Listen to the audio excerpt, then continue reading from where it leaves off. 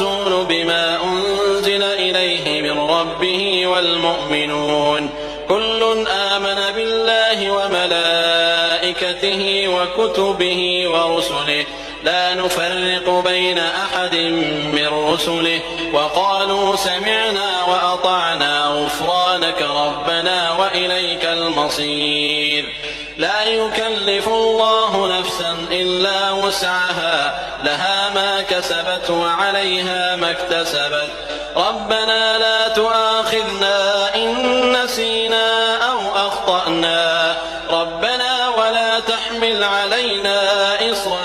كما حملته على الذين من قبلنا ربنا ولا تحملنا ما لا طاقة لنا به واعف عنا واغفر لنا وارحمنا أنت مولانا فانصرنا على القوم الكافرين.